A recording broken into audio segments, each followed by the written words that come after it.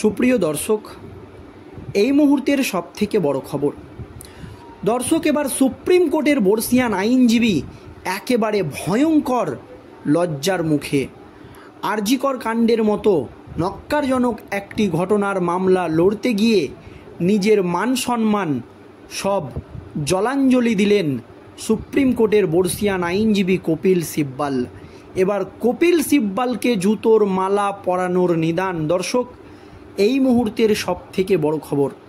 আপনারা সকলেই জানেন, আরজিকর কাণ্ডের প্রতিবাদে সমাজের সমস্ত শুভবুদ্ধি সম্পূর্ণ মানুষ রাস্তায় নেমে দ্রুত এবং ন্যায় বিচারের দাবিতে প্রতিবাদ জানাচ্ছে। আর এই আবহে আরজিকর কাণ্ডে রাজ্য সরকারের হয়ে মামলা লড়ছেন বর্ষিয়ান আইনজীবী কপিল সিব্বাল। আর তাতেই গোটা দেশ জুড়ে উঠেছে নিন্দার ঝড়। কপিল সিব্বালের কি অভিযোগ এবং তাকে কেন মালা পরানোর নিদান দেওয়া হয়েছে দেখুন দর্শক। সুপ্রিম কোর্টে কপিল সিব্বালের মিথ্যাচার তীব্র প্রতিবাদ করল পশ্চিমবঙ্গ জুনিয়র ডক্টর ফ্রন্ট। সোমবার রাতে 3 পাতার একটি প্রেস রিলিজে বলা হয়েছে, আজকের সুপ্রিম কোর্টের শুনানির পর আমরা গভীরভাবে হতাশ ও ক্ষুব্ধ। আমরা লক্ষ্য করেছি যেভাবে অভয়াকে ভয়ঙ্কর ধর্ষণ ও হত্যার তদন্তে কোনো অগ্রগতি হয়নি, যা সিবিআইয়ের দ্বারা নেওয়া হয়েছিল। হাইকোর্ট থেকে সুপ্রিম কোর্ট এবং কলকাতা পুলিশ থেকে সিবিআই পর্যন্ত তদন্ত হস্তান্তর করা হয়েছে, তবুও ন্যায় বিচার অনেক দূরে। তদুপরি আমরা রাজ্য সরকার এবং তার আইনজীবী কপিল সিব্বালকে যে কোনো উপায়ে আমাদের আন্দোলনকে থামাতে এবং অপদস্থ করার জন্য একটি লজ্জাজনক ভূমিকা পালন করতে দেখেছি। তাদের দাবি, জুনিয়র চিকিৎসকদের ধর্মঘটের কারণে মানুষ মারা যাচ্ছে এবং রোগী সেবা ব্যাহত হচ্ছে।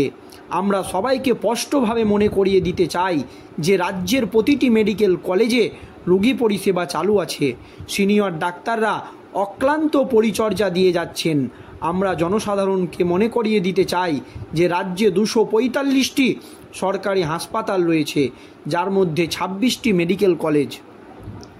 জুনিয়র চিকিৎসকদের সংখ্যা 7,500-এরও কম। পশ্চিমবঙ্গে প্রায় 93,000 নিবন্ধ ডাক্তার রয়েছে। মাত্র কয়েকটি মেডিকেল কলেজে জুনিয়র চিকিৎসক ধর্মঘট থাকায় পুরো স্বাস্থ্য ব্যবস্থা কীভাবে ভেঙে পড়েছে বলা যায়। এটি ইঙ্গিত দেয় যে সরকার মিথ্যা প্রচার করছে এবং সুপ্রিম কোর্টকে বিভ্রান্ত করছে কপিল সিব্বাল, যার জেরে গোটা দেশ জুড়ে উঠেছে নিন্দার ঝড়। আমরা বিশ্বাস করি এটি আমাদেরকে এবং আমাদের আন্দোলনকে কলঙ্কিত করার এবং এর জন্য ব্যাপক জনসমর্থনকে বিভ্রান্ত করার একটি ঘৃণ্য সরকারি প্রচেষ্টা। সুপ্রিম কোর্টকে বিভ্রান্ত করার জন্য এই জঘন্য প্রচেষ্টার জন্য আমরা কপিল সিব্বাল এবং স্বাস্থ্যমন্ত্রী সহ স্বাস্থ্য বিভাগের তীব্র নিন্দা জানাই।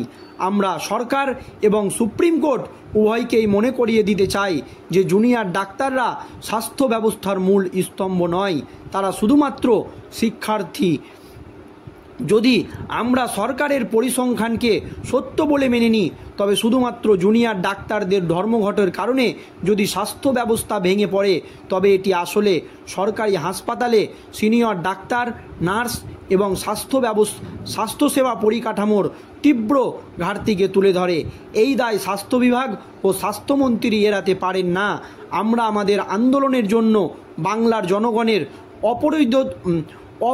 অপ্রতিরোধ্য সমর্থনকে প্রশংসা করি।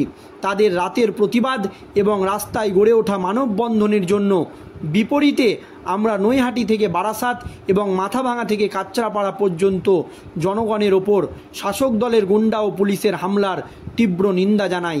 আমাদের এই আন্দোলন একটি ব্যাপক আন্দোলন, জনগণের আন্দোলন। সরকার বা সুপ্রিম কোর্টের এটা ভুলে যাওয়া উচিত নয়। আমরা সাধারণ জনগণের ওপর হামলাকে আমাদের ওপর আক্রমণ হিসাবে দেখি এবং আমরা এই ঘটনার সাথে জড়িত সকলের অবিলম্বে শাস্তির দাবি করছি। পাশাপাশি এটাও জানানো হয়েছে, ন্যায় বিচার না হওয়া পর্যন্ত এবং ধামাচাপা দেওয়ার জন্য দায়ীদের শাস্তি না হওয়া পর্যন্ত জাস্টিস ফর আরজি কর আন্দোলন চলবে। মমতা বন্দ্যোপাধ্যায়কে পদত্যাগ করতে হবে, যথেষ্ট হয়েছে। পশ্চিমবঙ্গ জুনিয়র ডক্টর ফ্রন্ট চিঠির এক্স শেয়ারে করেছেন বিজেপি নেতা অমিত মালব্য। তিনি লিখেছেন, পশ্চিমবঙ্গে জুনিয়র ডক্টর ফ্রন্ট 3 পৃষ্ঠার একটি প্রেস নোট জারি করেছে। সুপ্রিম কোর্টে পশ্চিমবঙ্গের কৌশলী কপিল সিব্বালের করা মিথ্যাচারের তীব্র প্রতিক্রিয়া জানানো হয়েছে। আর এই আবহে সুপ্রিম কোর্টের বর্ষিয়ান আইনজীবী কপিল সিব্বালকে একেবারে সরাসরি জুতোর মালা পরানোর নিদান দিলেন কংগ্রেসের প্রদেশ কংগ্রেস সভাপতি অধীর রঞ্জন চৌধুরী। রাজ্য রাজনীতি আরজি কর হাসপাতালের মহিলা চিকিৎসকের ধর্ষণ খুনের ঘটনায় উত্তাল। আর এই মামলায় রাজ্যের হয়ে সুপ্রিম কোর্টে মামলা লড়ছেন প্রবীণ আইনজীবী কপিল সিব্বাল। তিনি আবার কংগ্রেসের নেতাও বটে। আর এই নিয়ে আমজনতার প্রশ্নের মুখে পড়তে হচ্ছে হাত শিবিরের নেতাদের। আর এবার এই নিয়ে মুখ খুললেন বহরমপুরের প্রাক্তন সাংসদ অধীর রঞ্জন চৌধুরী। আরজি করের ঘটনায় আসল অপরাধীদের গ্রেপ্তার এবং বিচারের দাবিতে উত্তর 24 পরগনা জেলায় কংগ্রেসের নেতৃত্বে রাজারহাট চৌমাথায় অনশন সত্যাগ্রহ চলছে। মঙ্গলবার দুপুর 12টা থেকে বুধবার বিকেল 5টা অবধি অনশন চলবে। গতকাল সেই কর্মসূচিতে যোগ দিয়েছিলেন প্রদেশ কংগ্রেস সভাপতি। সেখানে কপিল সিব্বালকে নিয়ে ক্ষোভ উগরে দেন তিনি। ডাক্তারদের পাশে আছে বলে বার্তা দেন অধীর। গতকাল অনশনকারীদের নিজের হাতে ফলের রস খাইয়ে দেন অধীর। তাদের অনশন ভঙ্গ করানোর পাশাপাশি স্থানীয় কিছু রাজনৈতিক কর্মীকে কংগ্রেসে যোগদানও করান তিনি। এরপর সাংবাদিকদের মুখোমুখি হয়ে আরজি কর ইস্যু নিয়ে মুখ খুলেন। কপিল সিব্বালের প্রসঙ্গ উঠতেই আমি সামনে পেলে জুতোর মালা পরানোর চেষ্টা করতাম। প্রদেশ কংগ্রেস অধীর রঞ্জন চৌধুরী পরিষ্কার জানিয়ে দেন, কপিল সিব্বালকে নিয়ে যেমনই প্রশ্ন উঠেছে তেমনই প্রদেশ কংগ্রেস সভাপতি অধীর রঞ্জন চৌধুরী বলেন, আমি যদি তাকে সামনে পেতাম তাহলে জুতোর মালা পরানোর চেষ্টা করতাম। দর্শক দেখুন, সুপ্রিম কোর্টের একজন আইনজীবী হয়ে কতটা মানুষ তাকে নিয়ে কতটা ক্ষিপ্ত, তাকে নিয়ে কতটা নিম্নরুচির একটি ভাষা তাকে নিয়ে বলতে হচ্ছে। এটা কতটা মান সম্মানের একটি ব্যাপার আপনারা চিন্তা করুন। তার পরপরই অধীর রঞ্জন চৌধুরী বলেন, টাকার জন্য মানুষ কতটা নিচে নামতে পারে আপনারা দেখতেই পাচ্ছেন। এছাড়া ওনার সম্পর্কে আমি আর কি বলতে পারি, জঘন্য এবং নোংরা। একই সঙ্গে এদিন জুনিয়র চিকিৎসকদের পাশে থাকার বার্তা দেন বহরমপুরের প্রাক্তন সাংসদ। বলেন, এই জুনিয়র ডাক্তাররা দেখিয়ে দিয়েছে আন্দোলন কিভাবে করতে হয়। যাদের কোনো রাজনৈতিক রং লাগে না, কোনো রাজনৈতিক পতাকা লাগে না, কোনো নেতাদের দরকার নেই। হক বিচারের দাবিতে কিভাবে আন্দোলন করতে হয় সেটা তারা শিখিয়ে দিচ্ছেন।